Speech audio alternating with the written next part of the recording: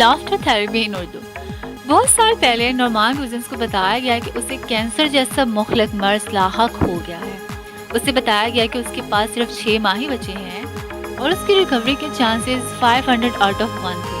नोमान को अंदाज़ा था कि उसकी ज़िंदगी में मौजूद परेशानियाँ, डिप्रेशन और ऐसी कई मनफी चीज़ों ने उसे इस हाल तक पहुँचाया था। वो ये जानकर बहुत हैरान हो रहा था और सोचने लगा कि अगर मनफी चीज़ों से बीमारी फैल सकती है तो क्या मुस्बत रुझान से उसकी सेहत में कोई अच्छी तब्दीली नहीं आ सकती। उसने उस पर एक तजुर्बा करने का सोचा, कहके लगाने का। उसके नज़दीक सबसे ज़्यादा मुस्बत चीज़ यही थी।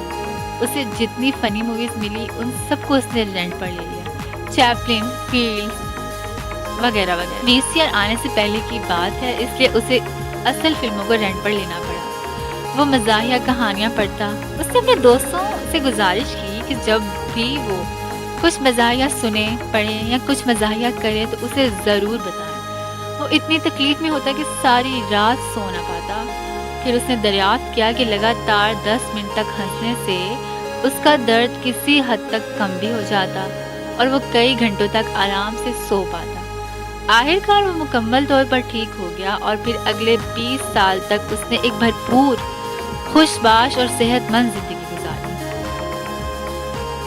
नोमान ने अपनी इस जर्नी के बारे में अपनी किताब में बहुत वजाहत से लिखा है। किताब का नाम है anatomy of an illness.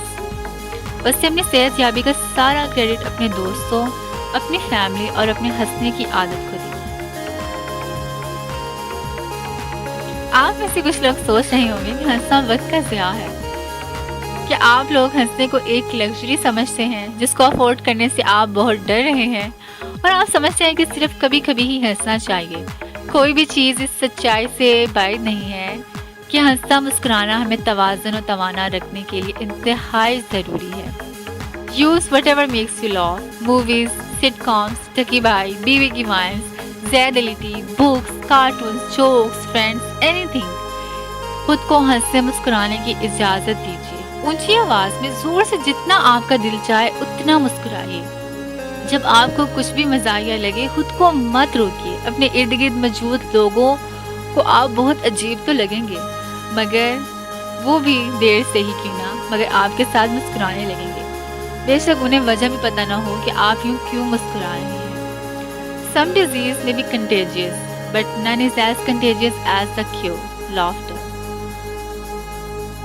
So friends, अगर आपको हमारी ये laughter therapy पसंद आई हो तो प्लीज़ हमें फीडबैक ज़रूर दीजिएगा और इस चैनल को सब्सक्राइब करना मत भूलिए।